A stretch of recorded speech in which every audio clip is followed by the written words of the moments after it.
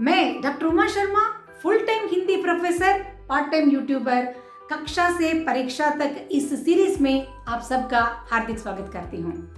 आज हम इस वीडियो में पर्सनल टाइम टेबल यानी निजी समय सूची को किस प्रकार तैयार करना है और उसके द्वारा हम किस प्रकार से उत्तम अंक प्राप्त कर सकते हैं, इन बातों के ओर हम ज़्यादा ध्यान देने वाले हैं। तो चलिए हम सोच लेते हैं कि हमारे समय को हम दो तरह से विभाजित करके देखते हैं। एक तो स्कूल या कॉलेज से संबंधित निर्णीत टाइम टेबल के हिसाब से आपका तो समय आप फ्रेम करते हैं और उसके साथ साथ परिवार के लिए और अपने आप के लिए भी कुछ समय थोड़ा बहुत हम एक दिन में रखते ही हैं। उसके साथ साथ थोड़ा समय हम प्रार्थना या आध्यात्मिक पथ पर करने वाले मेडिटेशन से संबंधित समय भी हम रखते हैं। इनके अलावा आप कुछ समय अपनी पढ़ाई की ओर ध्यान देते हुए एक ऐसा पर्सनल टाइम टेबल या निजी समय सूची को तैयार करना बहुत आवश्यक है। इसके द्वारा आप उत्तम ढंग से उन परीक्षाओं में भी आप लिख सकते हैं और उत्तम अंक भी प्राप्त कर सकते हैं। तो चलिए किस प्रकार से हमें एक पर्सनल टाइम टेबल तैयार करना है और उसके लिए हमें किस प्रकार से मानसिक रूप से तैयारी करनी है, देखते हैं। तो शाम को शाला या कॉलेज से आने के बाद मिलने वाला समय उत्तम समय होता है अपना निजी टाइम टेबल फ्रेम करने के लिए। तो आप उस समय में पहले जब आप स्कूल या कॉलेज से आने के बाद थोड़ा बहुत तो खा लेते हैं या दूध पी लेते हैं, उसके बाद जो आपका एनर्जी ज़्यादा रहने वाला समय में जिस प्रकार से आपने टाइम टेबल बनाया उसी के हिसाब से पहले आप मुश्किल से मुश्किल आपको जिस विषय पर ज़्यादा फोकस करना है उस विषय को पहले ले लीजिए।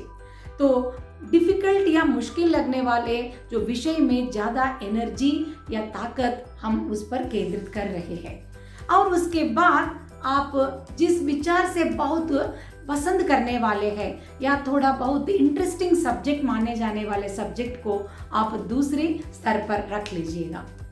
कम से कम एक दिन में 2 या 3 विषय को आपको एक बार पुनश्चरण या रिवीजन करना ही होगा।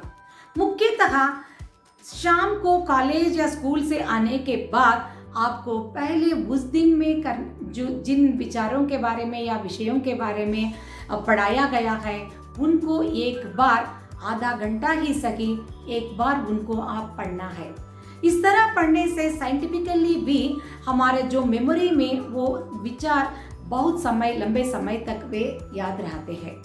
तो उसके बाद आप जो पिछले कक्षाओं में जो आप पढ़ चुके हैं या सुन चुके हैं उनके हिसाब से एक ऐसा टाइम टेबल आपको फ्रेम करना है कि कम से कम रोज में 2 या 3 विषयों को आपको शामिल करना ही होगा और आपको समय से व्यापार करना है। अब तो समय से व्यापार करने का अर्थ यह है कि हम समय को जितनी अच्छी तरह से फ्रेम कर लेते हैं या टाइम टेबल कर लेते हैं उसके हिसाब से शायद हम कुछ समय हम उसको अनुकरण कर नहीं पाते।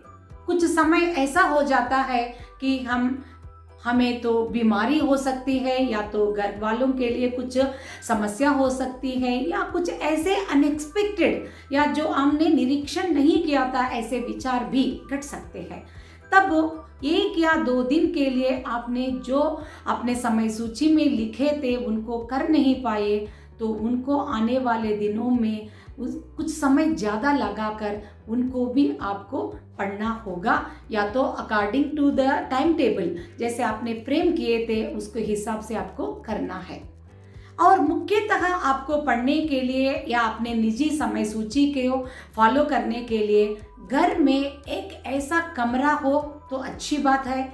अगर आपके लिए एक निजी कमरा नहीं है तो भी सही, आपको एक ऐसा निर्णीत जगह में बैठना होगा और उसी जगह में आपको रोज पढ़ने के लिए एक ऐसा माहौल तैयार करना होगा। वहाँ जाते ही आपका मन पढ़ने में लग जाना चाहिए और मुख्यतः जब आप पढ़ने के लिए बैठ जाते हैं तो आपका स्मार्टफोन या लैपटॉप जो भी आपको डिस्टर्ब करने वाले फीचर्स है उन सब से आपको दूर रखना ही होगा। यूं तो मनोशास्त्रज्ञ यानी साइकोलॉजिस्ट कहते हैं हमें 20 मिनट का समय ही ज़्यादा मन लगाकर पढ़ने वाला, कंसंट्रेशन करके पढ़ने वाला समय होता है। तब भी आप आधा घंटे से ज़्यादा भी आप एक समय को एक सब्जेक्ट पर आप फोकस करके पढ़ सकते हैं। और उसके बाद 1 मिनट ही सही इधर उधर अपने कमरे में टहलिए या तो थोड़ा बाहर जाकर एक पेड़ पौधों को देखकर फिर से आप आकर उस विषय से जुड़ सकते हैं। एक विषय को पढ़ने के बाद एक छोटा सा ब्रेक ले लीजिए और फिर से 5 या 10 मिनट के बाद दूसरे विषय पढ़ने आप शुरू कर दीजिए। इस प्रकार करने से आपका जो कंसंट्रेशन लेवल होता है वो बहुत अच्छी तरह से रहता है और आप उस विषय पर खूब मन लगाकर पढ़ भी सकते हैं। तो जो भी आप प्लान कर रहे हैं, क्योंकि एक व्यक्ति का जो टाइम टेबल, निजी टाइम टेबल दूसरे व्यक्ति का निजी टाइम टेबल से बिल्कुल अलग रहता है। कोई विद्यार्थी 2 चैप्टर कंप्लीट करना चाहता है तो दूसरा विद्यार्थी 1 चैप्टर ही अपने टाइम टेबल में लिख सकता है। ये हमारे अपने काबिलियत पर या हमारे ऊपर की जो विश्वास पर लागू होता है, क्योंकि हमें किसी से कंपैरिजन करना नहीं चाहिए। हमारे अपनी ताकत के हिसाब से ईमानदारी से एक ऐसा टाइम टेबल या समय सूची हमें तैयार करना होगा। और समय सूची तैयार करते समय आप रंग बिरंगे स्केच पेन्स ले सकते हैं और एक एक विषय को एक एक कलर से आप उनको लिख सकते हैं। और समय सूची को लिखते समय आप 2-3 बातों की ओर इधर ध्यान देना चाहिए। एक तो हमारे लिए गोल है, 1 साल का सिलेबस हमें कंप्लीट करना है, वो तो लॉन्ग टर्म का गोल हो जाएगा। तो अब हम बात करते हैं शॉर्ट टर्म का गोल भी हमें देखना होगा। शॉर्ट टर्म का गोल तो 1 महीना के लिए हम रख लेते हैं और 1 महीना में भी अगर हम उसको विभाजित करते हैं तो 1 हफ्ते के लिए हम क्या कर सकते हैं या पढ़ सकते हैं, उसको आपको हर हफ्ते में 1 दिन बैठकर डिज़ाइन करना होगा। कि रविवार को बैठकर आप डिज़ाइन करते हैं तो आने वाले शनिवार तक आपको किस प्रकार से पढ़ना है, हर एक विषय में कौन कौन से चैप्टर्स आपको कंप्लीट करना है। इस प्रकार आप अपने निजी टाइम टेबल को माइक्रो से मैक्रो लेवल तक डिज़ाइन करके रख सकते हैं। सिर्फ डिज़ाइन करना मुख्य बात नहीं है, टाइम टेबल डिज़ाइन करना अलग है और उस पर हमें टिके रहना या तो स्ट्रिक्टली उसको फॉलो करना बहुत मुख्य माना जाता है। जब भी आप टाइम टेबल फ्रेम करते हैं तो वो ये 1 या 2 कॉपी बनाकर एक अपने पास जो आपका कमरा हो तो कबोर्ड के ऊपर चिपका दीजिए और एक आप जहाँ ज़्यादा समय बिताते हैं उधर आपके आंखों पर दिखने लायक जगह में चिपका दीजिए। तो 2-3 जगह में आप ऐसा अपने टाइम टेबल को चिपका दीजिए ताकि आपके नज़रों में वो बार बार आता रहे। आपके मन में आपको ये एहसास निरंतर रहना चाहिए कि मुझे अपने समय सूची के हिसाब से अपना पोर्शंस मुझे कंप्लीट करना है। तो ये बहुत इम्पॉर्टेंट बात होती है कि प्रिपरेशन करना अच्छी बात है और उसके हिसाब से हमें पढ़ना भी चाहिए। जब हम लगातार 21 दिन यानी 21 डेज के लिए अपने टाइम टेबल के हिसाब से पढ़ना शुरू करते हैं तब वह आदत जैसी हो जाती है। हम उस आदत को ऐसे ही हर एक हफ्ते अलग अलग टाइम टेबल या समय सूची बनाते हुए आगे जाते हैं तो समयानुसार जो सिलेबस स्कूल में हो रहा है उसको घर में हम एक बार फिर से उसको पढ़ रहे हैं और अकॉर्डिंग टू द सिलेबस हम पढ़ रहे हैं। तो यह ज़रूर आपके जो अंक में भी परिवर्तन लाने लायक एक विचार मैं कहना चाहती हूँ।